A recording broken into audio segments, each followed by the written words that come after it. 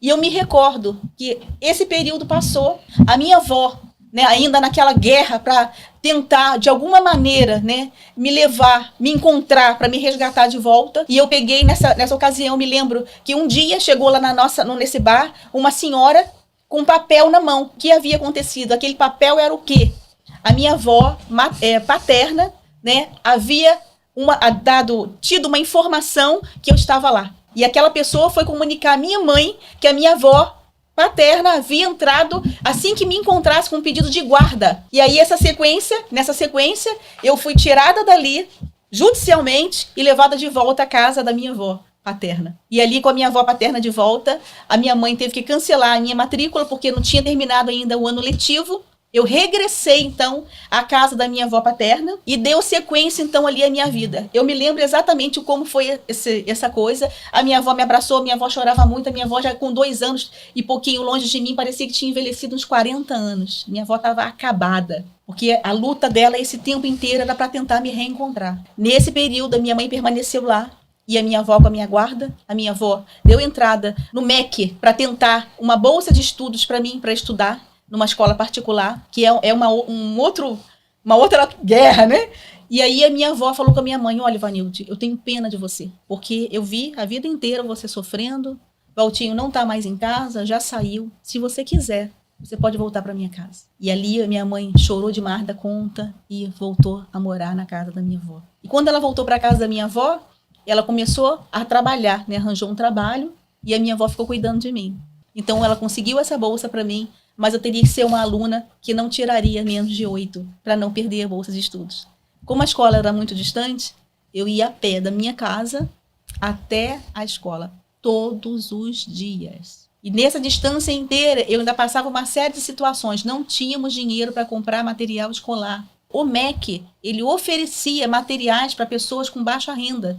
A minha avó pediu, né, fez uma coisa de pedido para que tivesse o material, só que o que acontecia? A distribuição do material não era suficiente para o número de crianças que precisava. Então, algumas crianças ficavam sem o material porque o MEC não conseguia dar conta de dar material para todo mundo. E com isso, o que aconteceu? Eu não tinha a maioria dos livros. E como é que alguém que não tem a maioria dos livros vai conseguir tirar uma nota 8 para não perder a bolsa de estudo?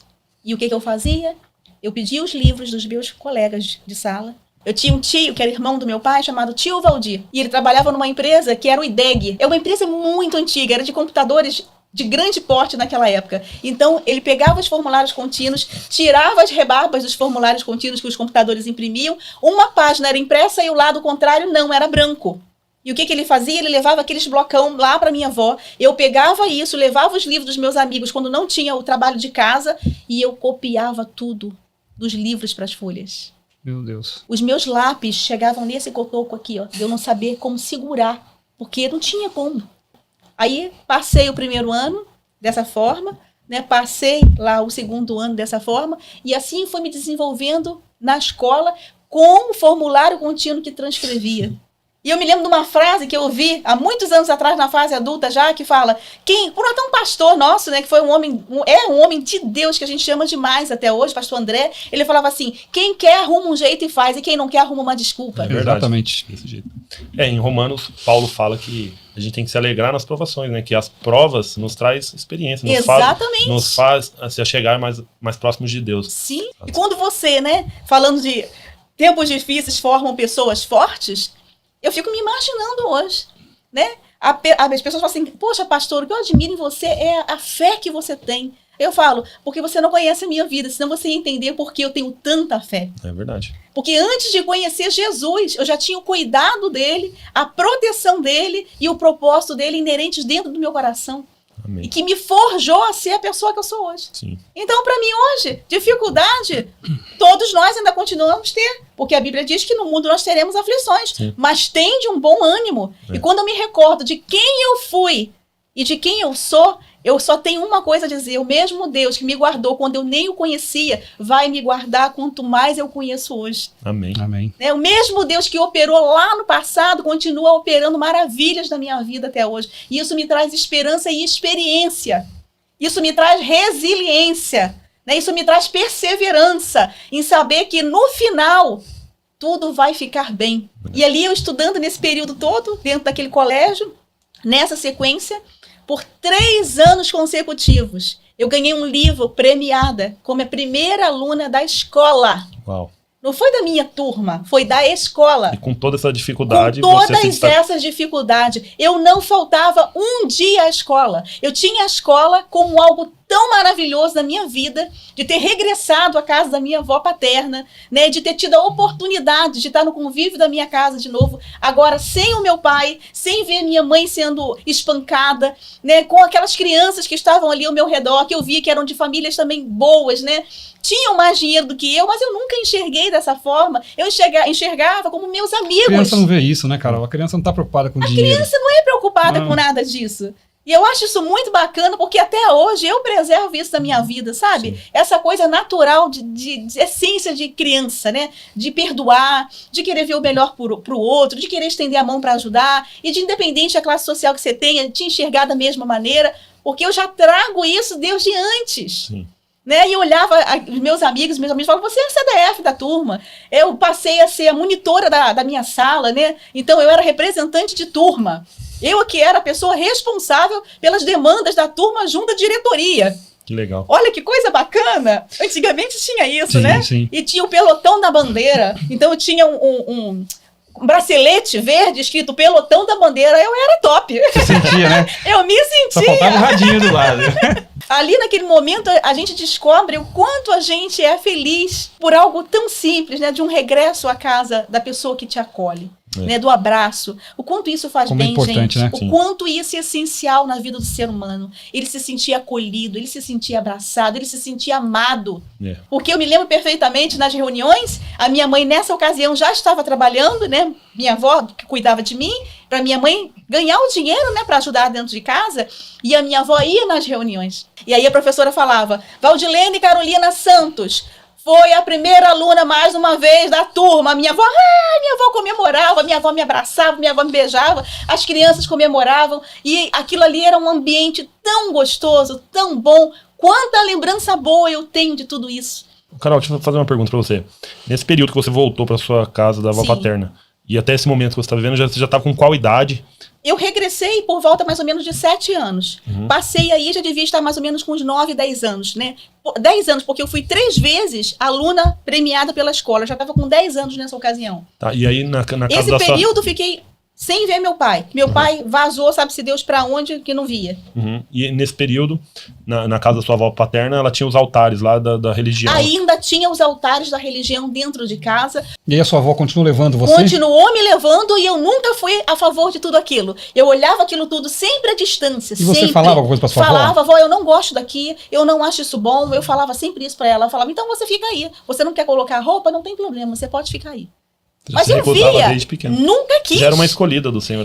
Eu via, né, as pessoas batendo aqueles tambores, aquela loucura lá, eu falava, gente, que coisa horrível. E foi por quantos anos, Carol, assim, que você teve que ficar nesse ambiente? Ficou de 7 até mais ou menos uns 10 anos. Esse episódio, até os 10 anos, foi quando o meu pai, do nada, me aparece na casa da minha avó de volta. Ai, meu Deus. Eu falei, meu Deus, não é possível uma coisa dessa acontecendo. E aí a minha avó falou, olha, você não vai ficar mais aqui. Ah, mas mãe, eu não tenho pra onde ir, não sei o quê, não sei... Olha... A Ivanilde está aqui, junto com a sua filha, a minha neta, e eu não vou admitir que volte a acontecer o que acontecia antes. Não, então, tudo bem, eu não fico, tá tudo certo, mas eu queria falar para a senhora que eu estou bem. Tá bom, tá tudo bem? Ótimo, você aqui não vai, eu não quero que você fique mais. Ah, mas eu posso ver minha filha? Pode ver sua filha, se ela quiser ver você, ela pode ver você. Quando eu vi meu pai, depois disso tudo, já com a idade passada, alguns anos, eu falei... Eu não tenho o que falar para ele. Para mim era um estranho. Eu falei, meu Deus, eu faço o quê? Qual é a minha reação, né? Não tinha reação. E aí o que acontece? Ele já estava, né, com uma outra família. E aí essa mulher que ele estava na atualidade, quando foi nos procurar, ela já tinha filho. E aí começou um outro processo, né? Que meu pai queria que eu fosse visitá-lo. Ele nessa ocasião morava em Paciência. Da nossa casa até Paciência, haja paciência para chegar. Era longe demais da conta. Mas eu resolvi ir. Eu não fiquei assim com o coração. Eu não tinha sentimento como pai e filha. Mas eu tinha como é que eu vou falar? É uma consideração, porque dizia, era meu pai, né? Você é meu pai, beleza, então eu vou. E eu me recordo que nesse episódio que eu vou contar agora, para mim, foi o episódio definitivo da minha vida. O meu pai pediu para me levar, chegou lá na nossa casa na tarde, porque eu me lembro que o sol já estava entardecendo, para ir para a casa dele, passar o sábado e o domingo. E o ônibus lotado, aquele ônibus de paciência, com o povo chegando do trabalho, indo para casa, lotado, muito cheio, muito cheio. E o céu nesse dia começou a anoitecer e o céu lindo, lindo, estrelado, um céu maravilhoso. E eu olhei para o céu e eu falei assim, Deus, se você existe, não deixe a minha vida ser como foi até agora, a do meu pai e da minha mãe. Se você existe, me dá uma família de verdade. Eu quero ter um casamento para a minha vida inteira. E eu quero ser a mãe mais perfeita do mundo. Por favor, se você existe, não deixa eu passar no futuro ou deixar os meus filhos passarem por tudo que eu tenho passado. Porque esse homem que está aqui, eu estou indo para a casa dele, mas eu não tenho nenhum amor por ele. Uau. E abaixei a cabeça no ônibus. Eu acredito de todo o meu coração que essa oração de uma criança no íntimo, ninguém ouviu, eu não falei. Foi algo no meu coração. Deus ouviu. E a partir daquele momento, né, eu fui para a casa do meu pai, fiquei ali o final de semana e continuei no estudo, nas coisas, né. Carol, como você tinha escutado falar de Deus, assim, nessa idade? Assim, a realidade que você conhecia ali era... A realidade da minha avó era macumba, né, era aquelas coisas todas. Mas na escola, as minhas amigas iam para a igreja católica. E elas falavam de Deus. Tinha um jornalzinho, que era... Chegava na igreja, distribuíam o jornalzinho, às vezes estava até dentro da mochila. Trazia para a escola. Que elas liam. Eu falava, gente, eu não quero ser macumbeira, então você é católica. Alguma coisa tem que ser. E aí eu falei, vó, eu quero ir pro catecismo. Minha avó, catecismo? Eu quero, vó, eu quero muito no catecismo. Eu quero ir para minhas amigas vão no catecismo. A minha avó, tá bom, vou lá na igreja. Eu fui, me formei, tá, gente? Fez primeira comunhão, essas coisas? Fiz tudo. Fui pro catecismo, aí adorei o catecismo. Achei o catecismo o máximo. Era totalmente diferente, né? Claro. De lá, então a perspectiva naquele momento era a melhor possível, né? Poxa, as minhas amigas estavam certinho no caminho que tá indo, né? E ali nesse processo, na igreja católica, eu me lembrava da oração que eu havia feito. Olha que coisa tremenda é Deus, né? E eu ficava pensando assim, será que realmente Deus está aqui? Eu tinha esse questionamento, né? Porque eu fiz a primeira comunhão e aprendi Pai Nosso, Ave Maria, tudo, credo, e eu recitava aquilo ali tudo. Quando ia para a missa, recebia um jornalzinho e o padre ia falando, a gente repetia sempre as mesmas coisas. Mas o que aconteceu? Eu comecei a ficar entediada, porque era sempre a mesma coisa. Eu falava, poxa, sempre tem que falar isso com Deus, coisa chata. Você só podia repetir a pergunta que o padre falava. Então eu falava, não é possível, será que realmente é isso? Mas ali eu completei, e aí sempre naquele sonho de querer, né, construir uma família. Nessa época eu já estava indo para 13, 14 anos de idade, já era uma adolescente. Concluí com êxito a minha peregrinação da média 8 para nunca sair da escola. Graças a Deus saiu com muitas honrarias da escola. Conseguiu finalizar lá? Finalizei lá. E aí entrei para o nível um pouco maior, que é o 2º grau, né? E ali fui bem cedo para o 2º grau. E ali eu conheci, nesse momento, né, o sonho da minha vida, que era ter a minha festa de 15 anos. E eu comecei a ter relacionamento, né, com as minhas colegas e conheci aquele que hoje é o meu marido, é o amor da minha vida. Com 15 anos, nesse colégio? Não, conheci na próxima da minha casa, né? A gente tinha muitas amigas e essas amigas em comum me apresentou. E nesse período, foi o período mais maravilhoso da minha vida, Por quê? Porque nessa ocasião, a minha avó já estava recebendo uma pensão e minha mãe já trabalhava e também a gente dentro de casa, né, já estava começando a caminhar um pouco melhor. Então já comecei, minha tia que vinha e ajudava ainda, mas já começando a ter uma alimentação um pouquinho melhor, né, botar uma roupinha que ganhava, às vezes comprava alguma coisa. Então ainda não tinha água nessa época? Já tinha água nessa época, porque o meu tio Valdir, que era o irmão mais velho do meu pai, ele tinha ido na SEDAI, tinha feito um requerimento, explicou toda a situação, né, da dificuldade da minha avó e tudo, e a SEDAI mandou fazer a ligação da água na nossa casa, que foi uma grande festa, foi uma comemoração mesmo de final de ano. E ali, então, né, a gente, nessa coisa, eu conheci o meu marido, Ricardo, que, como eu falei, é o grande amor da minha vida. E os nossos... Ele tá aqui nos bastidores, viu, gente? Os nossos amigos... Tá aqui todo vermelho ali atrás. Os nossos amigos em comum nos apresentaram. E ali foi um processo muito extraordinário. Porque ele foi o meu melhor amigo. E o meu marido, ele era crente. Ele nem sabia, mas ele era crente. Porque ele tinha os amigos dele da escola, tinha vários grupos, né? Dentro de escolas, e eram frequentadores de células também, e ele fazia parte desses grupos. Só, gente, que era assim, pensa numa pessoa que namorou o bairro inteiro. O cenário... É crente, mas você não é crente, não. Não era propício. É o que o pastor André fala, você não é crente, não. Você não é crente, não. O cenário era esse. Então, eu falava, ai, vó, eu gosto tanto desse menino, desse jovem. Minha avó, não, você jamais, minha filha, você não namora esse menino aí, não. Esse menino vai ser um problema. Pelo amor de Deus, esse menino namora todo mundo, ele é de uma família muito boa, família com dinheiro, e olha, não quer. Minha avó tinha pavor dele, pavor. E nessa ocasião, a irmã dele mais nova, que é a Raquel, eu dava aula para ela. Então, o relacionamento era mais aprofundado ainda, que eu ajudava ela, era pequenininha, eu ajudava ela.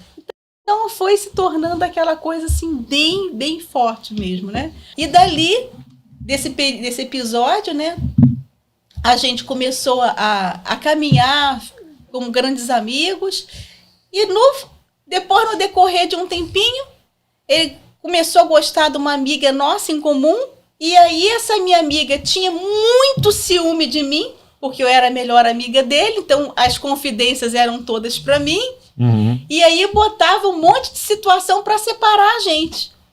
Até que realmente conseguiu separar.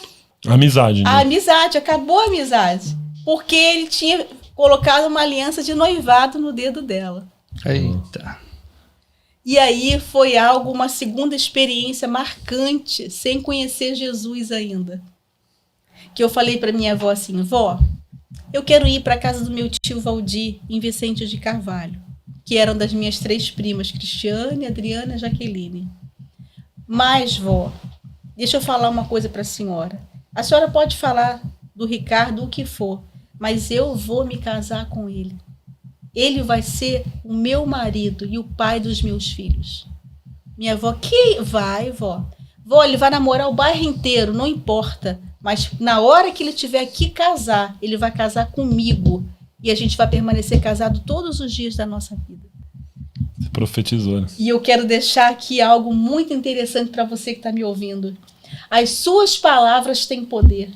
Elas são capazes de determinar o seu futuro. É verdade. As nossas palavras têm essa capacidade de trazer à existência as coisas que não existem. Tudo foi criado pelo poder da palavra. A Bíblia diz que disse Deus, haja luz, e aconteceu como ele havia dito. Então, na sua casa, mesmo que esteja o caos, os cenários sejam desfavoráveis, mesmo que tudo diga contrário à sua perspectiva de vida, declare a palavra. Declare o que você deseja para a sua vida de maneira boa, de uma maneira saudável.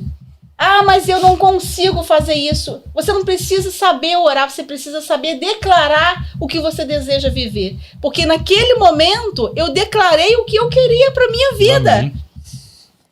E existe alguém que estava ali presente que não era só a minha avó, era Deus. Sim. E naquele momento eu creio que no céu Deus falou assim, seja feito como você deseja. Né? Amém. Amém significa assim seja. Eu falei, vó, ele vai namorar todo mundo, eu vou para casa do meu tio, mas ele vai casar comigo. Minha avó, mas ele está novo. Eu falei, não importa, ele vai casar comigo. Fui para casa do meu tio. Você foi morar com seu tio? Com meu tio, porque eu não conseguia, gente, apaixonada. Apaixonada pelo meu melhor amigo. Eu falei para ele, na ocasião, eu sou apaixonada por você. Ele falou, poxa, eu não tenho essa coisa com você. Eu não tenho condição de te namorar, porque você é minha melhor amiga. Eu não tenho como, eu gosto da outra. Eu gosto da Patrícia. Eu falei, tá bom, o que eu vou fazer? Né? Aí eu fui para casa do meu tio. Passou um pouquinho de tempo, meses. houve uma confusão no noivado, o noivado se desfez. Eu fiquei sabendo, porque as notícias correm das colegas. E aí, rapidamente, o que eu fiz? Arrumei a mala, tia, tô voltando. Voltei para minha avó, e aí ele foi me procurar. Reatamos a amizade, né? E ali para frente foi quando começou a nossa história.